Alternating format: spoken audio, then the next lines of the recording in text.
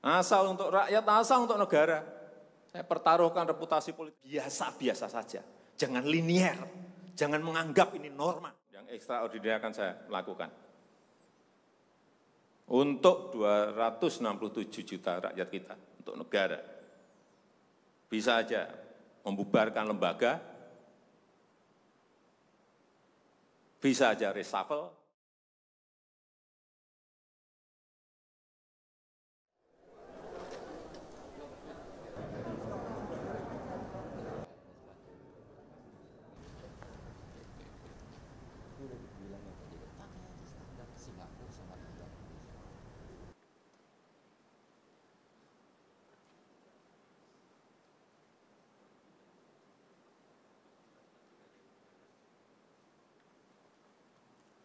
Bismillahirrahmanirrahim. Assalamualaikum warahmatullahi wabarakatuh. Selamat pagi, salam sejahtera bagi kita semuanya. Om Swastiastu, Namo Buddhaya, salam kebajikan. Yang saya hormati Bapak Wakil Presiden, para Menko, para Menteri, yang saya hormati seluruh ketua dan pimpinan lembaga yang hadir, yang tidak bisa saya sebut satu persatu. Bapak Ibu sekalian yang saya hormati,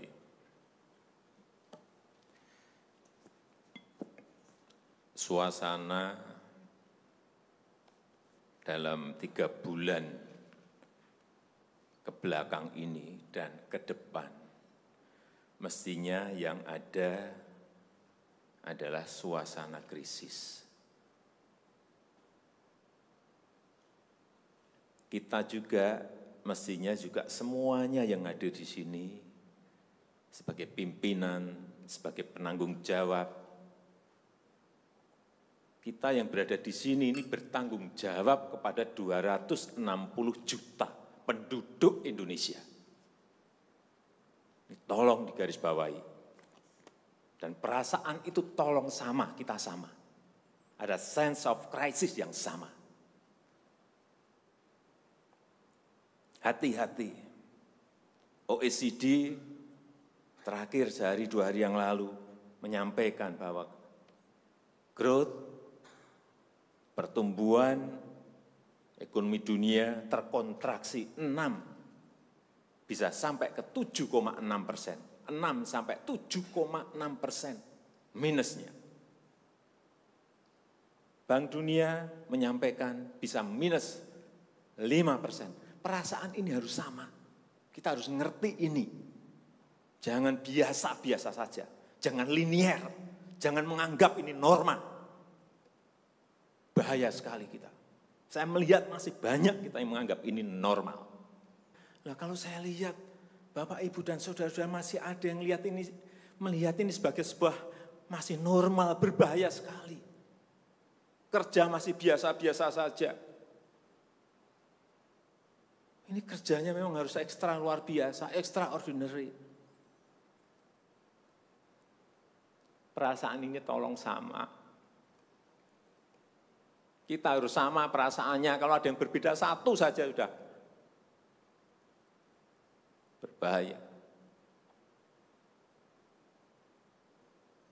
Jadi tindakan-tindakan kita, keputusan-keputusan kita, kebijakan-kebijakan kita, suasana adalah harus suasana krisis.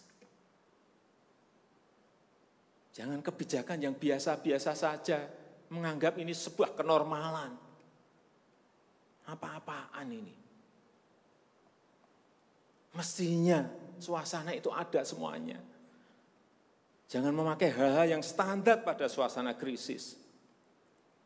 Manajemen krisis sudah berbeda semuanya mestinya. Kalau perlu kebijakan perpu, ya perpu saya keluarkan. Kalau perlu perpres saya keluarkan.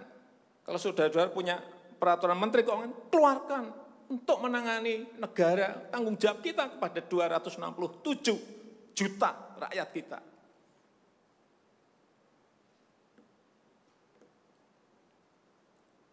Saya lihat masih banyak kita ini yang seperti biasa-biasa saja.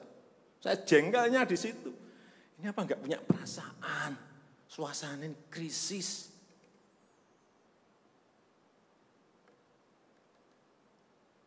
Yang kedua, saya peringatkan belanja-belanja di kementerian. Saya lihat laporan masih biasa-biasa saja. Segera keluarkan belanja itu secepat-cepatnya, karena uang beredar akan semakin banyak, konsumsi masyarakat nanti akan naik. Jadi belanja-belanja kementerian tolong dipercepat. Sekali lagi, jangan menganggap ini biasa-biasa saja. Percepat, kalau ada hambatan, keluarkan peraturan menterinya agar cepat. Kalau perlu perpres, keluarkan perpresnya. Untuk pemulihan ekonomi nasional, misalnya saya berikan contoh, bidang kesehatan, itu dianggarkan 75 triliun. 75 triliun. Baru keluar 1,53% coba. Uang beredar di masyarakat kerem ke situ semua. Segera itu dikeluarkan dengan penggunaan-penggunaan yang tepat sasaran, sehingga men-trigger ekonomi. Pembayaran tunjangan untuk dokter spesialis, untuk tenaga medis, segera keluarkan. Belanja-belanja untuk peralatan, segera keluarkan. Ini sudah disediakan 70-an triliun seperti itu. Bansos yang ditunggu masyarakat, segera keluarkan. Kalau ada masalah, lakukan tindakan-tindakan lapangan. Meskipun sudah lumayan, tapi baru lumayan. Ini extraordinary. Harusnya 100%. Di bidang ekonomi juga sama. Segera stimulus ekonomi bisa masuk ke usaha kecil, usaha mikro. Mereka nunggu semuanya. Jangan biarkan mereka mati dulu baru kita bantu, enggak ada artinya.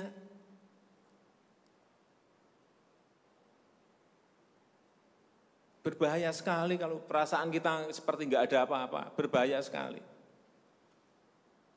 Usaha mikro, usaha kecil, usaha menengah, usaha gede, perbankan, semuanya yang berkaitan dengan ekonomi manufaktur, industri, terutama yang padat karya, beri prioritas pada mereka supaya enggak ada PHK. Jangan sudah PHK gede-gedean, duit rupiah pun belum masuk ke stimulus ekonomi kita. Hanya gara-gara urusan peraturan. Ini extraordinary. Saya harus ngomong apa adanya, enggak ada progres. Yang signifikan enggak ada.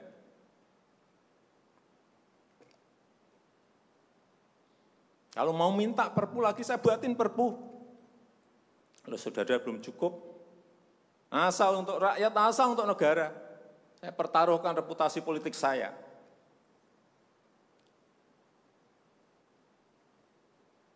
Sekali lagi tolong ini betul-betul dirasakan kita semuanya. Jangan sampai ada hal yang justru mengganggu. Sekali lagi, langkah-langkah extraordinary ini betul-betul harus kita lakukan. Dan saya membuka yang namanya langkah, entah langkah-langkah politik, entah langkah-langkah kepemerintahan akan saya buka. Langkah apapun yang extraordinary akan saya lakukan. Untuk 267 juta rakyat kita, untuk negara. Bisa aja membubarkan lembaga,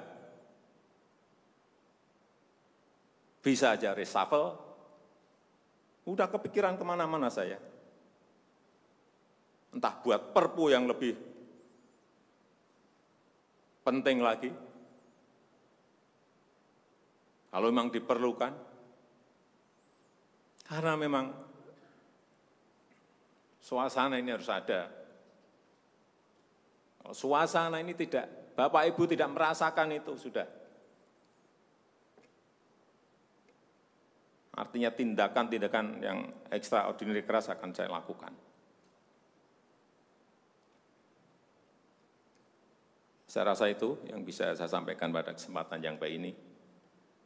Saya betul-betul minta pada Bapak Ibu dan saudara-saudara sekalian mengerti, memahami apa yang tadi saya sampaikan. Kerja keras dalam suasana seperti ini sangat diperlukan. Kecepatan dalam suasana seperti ini sangat diperlukan. Tindakan-tindakan di luar standar saat ini sangat diperlukan dalam manajemen krisis. Sekali lagi, kalau payung hukum masih diperlukan, saya akan siapkan.